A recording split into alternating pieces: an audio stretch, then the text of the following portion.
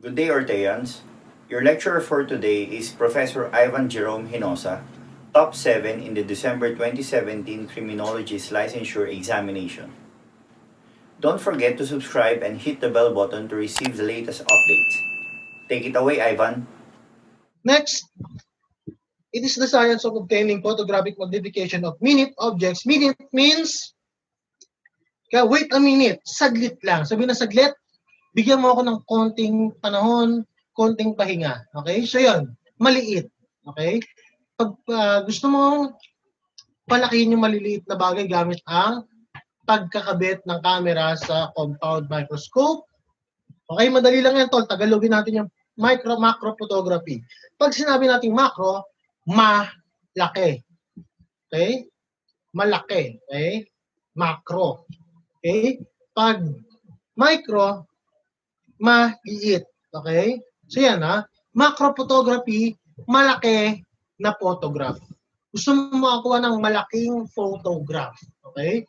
Gusto mong palakihin yung photo. Okay? Yun. Diba? Photo is yung resulta ng photography, may chemical process. Kanyari, ito. Gusto kong palakihin yan. Gusto ko sinlaki ng billboard. Okay? So yun ay, ano yun? Imamakro ko yung photograph.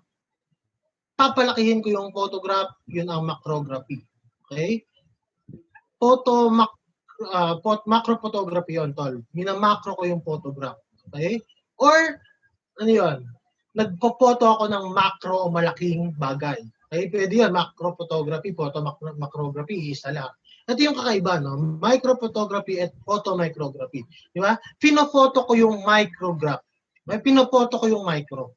So, yung ginagawa ko, merong micro, lalagay ako ng, kailangan ma-photo ko yun. Kaya anong nangyari? Meron ako microscope, kakabitan ko siya ng photograph device or camera. Di ba? So, yun yung photomicrography. Gusto kong ma-photo yung microscope.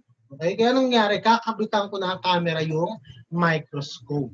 Next, paano naman pag microphotography? Gusto ko i-micro yung photograph. Kaya pag sinabi natin micro, maliit na photograph. So, ang gagawin ko, yung malaking photograph, paliliitin ko. Okay? Yun yung micro photography. Okay? Ma-microhin ko yung photograph. Okay? Pag tele means ano? Malayo. Okay? Diba?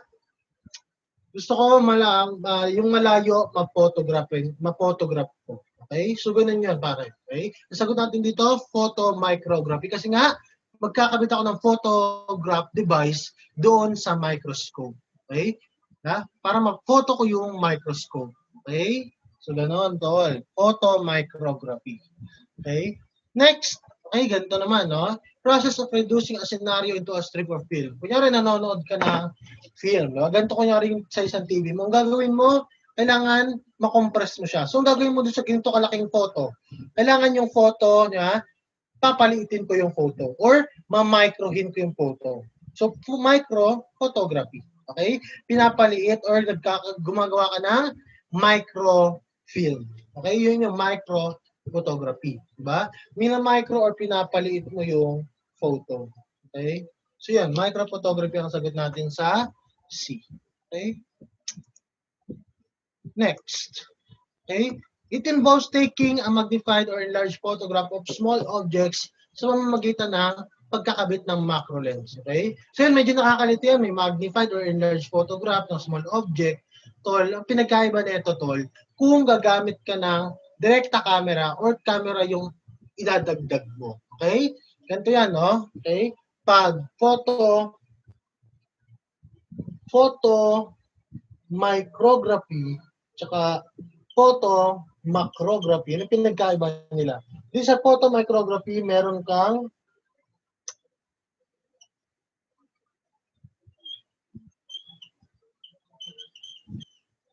ng microscope, tol. Okay? Sa photo micrography. Ngayon, saka ka mag-a-attach ng camera. So, yung camera, siya yung dumadagdag. Siya yung pangalawa. Naunang magkaroon ng microscope, sumunod yung camera. Ngayon, ano yung macro lens? Okay?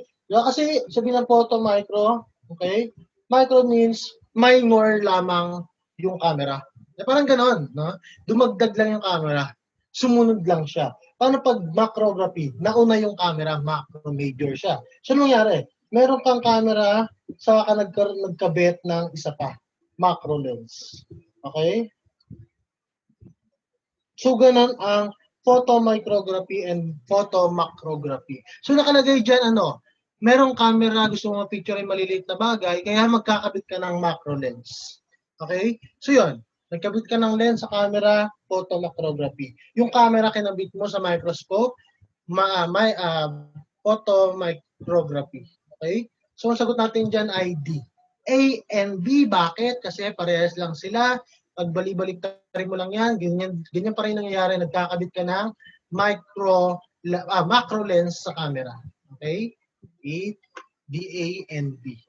Okay? Telephotography, pag sinabi natin tele means malayo. Kaya di ba, pag nag-uusap tayo personal, communication. Usap tayo ng malayo ka, malayo ako. Ha? Okay? Ang tawag natin doon ay, telecommunication. Kasi tele, malayo. Kaya di ba, pag ang sabihin ng phone, salita, or words, or sound. Ngayon, pag yung sound mula sa akin mapupunta sa'yo, gagamit tayo ng telephone. Okay? So yan. True, pag malayong object, ang pipicturean mo. Or kukunan mo ng photograph. Okay? Sir, micro or macro photography po ba yung sagot sa 777? Yan. Micro photography. Okay? Kasi micro mo yung photograph. Pinapaliit mo yung photograph. Okay? So yan, micro photography ang ating 7. Okay? Yan. May nagtanong kasi, Next, tapos na tayo dito. Pag malayong object, telephotography. Okay? Next are serendipitous. Pag sinabi natin serendipitous, okay, sabihin yan ay, okay, siya yung pumapatay sa pusa. Okay? Sino yun? Curious, okay? Or curiosity. Okay? Di ba? Yung ano kaya yung nangyayari? Lagi kang nagtataka, lagi kang nagtatanong. Okay? So, di ba, yung child, nagwa-wonder siya, ano ba itsura ng pakpak ng species, ng insekto. Okay? So, yun yung serendipitous, curious. Okay? Yan. Malay nyo, tanong niya sa drugs, no? What if wala kayo nakita ng mere curiosity versus peer pressure versus family? Walang mere curiosity. Okay? Walang, di ba? So, anong pwede substitute doon? Di ba? Serendipity or serendipitous. Okay? Yan. So, ano ba meron sa serendipitous? Okay? Ano ba meron dyan? Okay, meron daw ang kwento kasi niyan, no? Serendip, isang isla sa India. Okay? So, ano meron dyan, no? Merong 4 na henyo. Nakakita sila ng buto ng leon. Muscle ng leon. Ano pa? Balat ng leon. Tapos yung isa nakakita ng, hindi ko lang kung ano nakita ng isa. Okay? May 4 na tao, 3 henyo. Yung isa nakakita ng buto, ng balat, ng laman. Yung isa wala siya makita. Nilalait nila yung isa kasi wala makita. Ngayon, ano yung ginawa ng 3? Sobrang talino nila. Curious sila kung paano ba ginagawa yung mga leon. Kaya pinagsama-sama nila yung mga leon. Nakabuo ng leon, kinain yung 3. Diba? Kaya curiosity killed the cat. Kaya nangyari doon sa walang alam. Diba? Hindi siya na-curious. Kaya hindi niya pinakailaman yun, nag-survive siya. So, yun yung curiosity. Okay? Serendipity. Okay? Okay lang, tol. Well, you are welcome anytime. Okay? Yan, kaya okay itong online lecture, no? You can study on your own convenience. Okay? So, yan. Punta na tayo dito ngayon. Balik tayo dito. Okay? Yung bata, gusto niya matikita yung insect wing. Okay? Diba? So, gagawin niya, maglalagay muna siya ng microscope. Meron muna siya microscope. Okay? Meron siyang microscope, tol. Ngayon, nilagay niya dun yung insect wing. Ngayon, gusto niya makita, gusto niya magkaroon siya ng hard copy. So, magkakabit siya ng camera, pipicturean niya kung ano nakikita ng photo. Microscope. So, yun. Pinafoto niya yung microscope. Okay?